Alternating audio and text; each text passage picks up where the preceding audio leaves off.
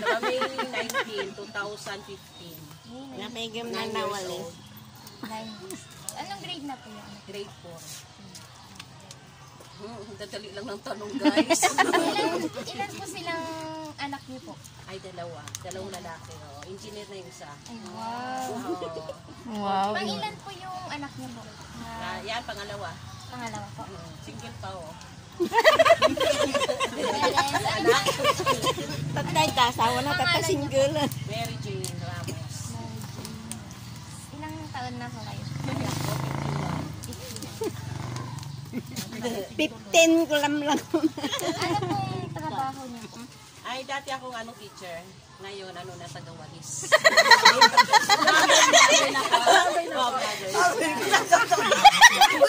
Kung pala hindi pala, vlogger pala. Ano pong pangalan ng asawa niyo? Ay, Meterio Bong Ramos. Ano pong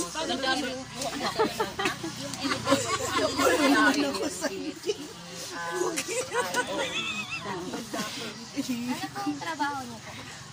Project engineer. Isa ko tagawalis na. Dating teacher ngayon, taga-walis na. Kaya nga eh. Pati walis. Nagsakay ka kung mapait ka na eh, wala eh. Ano po yung natapos niyo po? College. Yung asawa niyo ngayon po? Mag-interview po sana kami about po sa anak niyo. Yung engineer daw. Sa engineer ba o sa dito? Sige. Yung engineer wag na yun. Kamusta po yung health niyo po during yung pinagbubuntis niyo po? Ay, okay naman. Nung pinasubukan. Healthy po ba? Healthy. Healthy naman, oo. Wala pong problem. Wala.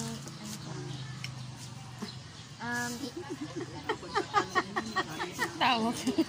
Ilang taon o anong taon po nag-start na maglakad yung anak niyo po tapos Ay, naglakad ka parang magtuto. Ay, 9 months. Oo, maghakbang-hakbang. Ma'am, ano po yung mga pagkain na gusto niyang kinakain simula nung bata hanggang Mario. ngayon po? Marion. Gulay. Ay, hindi po siya kumakain ng gulay. Chicken lang. More on chicken po. Pagka may gulay, kailangan kong haluan ng suporta ko. Kaya kadabasa natin ako ng Lord. Mandadaya dapat tayo. Para din po sa health ng dito naman po is sa sa pagkikipag-socialize naman po ng anak niyo po. Yung anak niyo po ba is friendly, mahiyain? Medyo mahiyain, medyo friendly kasi nga English speaking eh. Mahiyain. Pero kung takbo siya. Hindi tumakbo. Saya.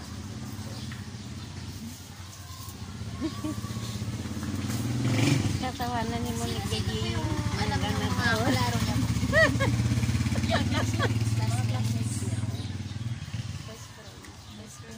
Best friends niya, yung Sino pa hindi kumain? Wala na hinte. Parang gusto kong punuin ito eh. Oo, Para sa mga apo ko. Pinapayagan niyo po ba siyang maglaro sa labas? Hindi siya naglalaro sa labas. Wala kang mangyayari na po. Hindi siya lumalabas. Walang nakakain. Walang nakakain. Tapos na kami, hindi pwedeng iuwi-uwi. So, kaya kailangan kunin ko na lahat. Mga rules po ba kayo? Pag may time po na pwede siyang lumabas, may mga rules po ba kayong sinasabi po sa kanya? Kasi sa ngayon, di talaga siya Yatag na to at ayos ko na talagang niya kamo, niya pangalaak na yung itibalong na pupo ni Tito. Next po, ano po yung expectation niyo sa anak niyo po?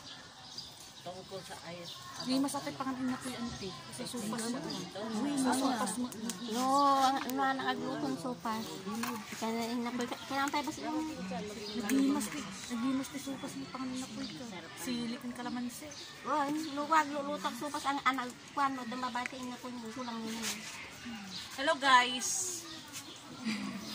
Mga magaganda sila, oh. Graduate na rin. Yes po. Congrats sa inyo. Yung anak niyo po ba is nag-open po ba siya sa inyo kapag may ba siya, pag may nanakit sa kanya, ganun po.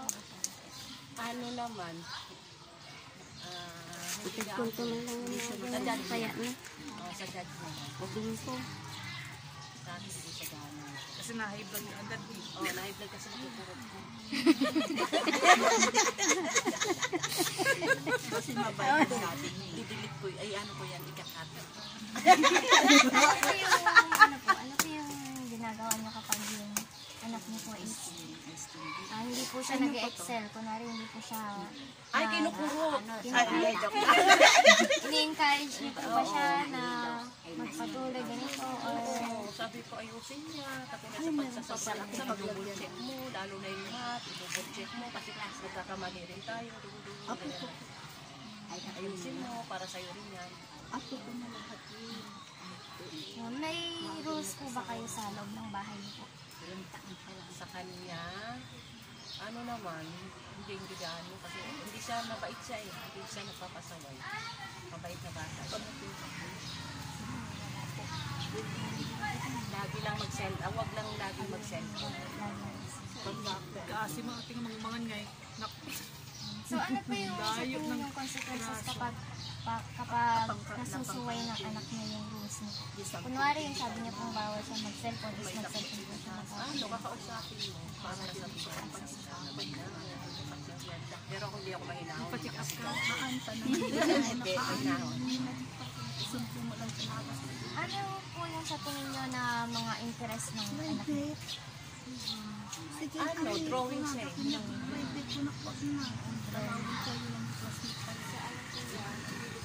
Tapos kanta.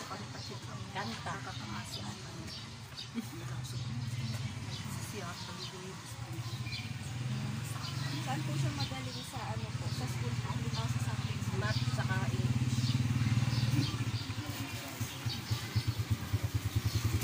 Ano naman po yung subject na nahihirapan niyo?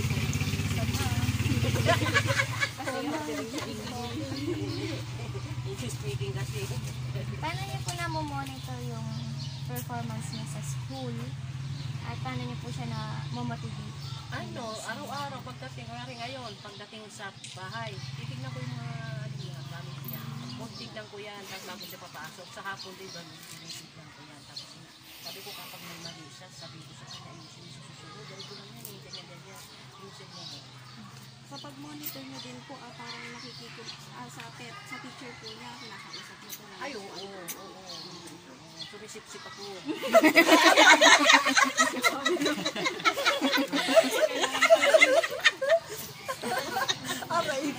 Kakat ko naman yan. Ay, kala ko yung ano. May excited na sila mag-PT. Galit ka agad. Kailan na kayo mag-umpisa mag-PT? Ano ba ito yung nag-PT? Galit ka agad. Ay, next time pa? Nabubulunan ako sa'yo. Ay, malapit na ano? Sarap pa naman makain. Ay, January pa? Mag-observe. Kasi nung ano eh, pag tuwing Christmas party, di ba may mga practice teacher na? Ayun. Kung anong parents sa mga anak. Ano po yung parenting style niyo po? Strict po ba kayo or Halata namang hindi. Tignan nyo naman din. Strict ako. Strict ako kaya hindi siya gano'ng malapit sa akin sa dad ko kasi hindi siya napapagalitan. Kasi ano eh, ako kasi ano, hindi ako ano eh, pagka may mali, ano ko siya, basta perfectionist kasi ako eh. Oo, kumbaga, pero sa kanya hindi siya gaano. Pero yung una kong anak, kahit isang mali lang yan, nakakaano talaga sa akin. Oo, gano'n lang yun. Pero si Peter hindi na siya nagaano. father po ang Oo, spoil siya doon. Sa akin hindi siya.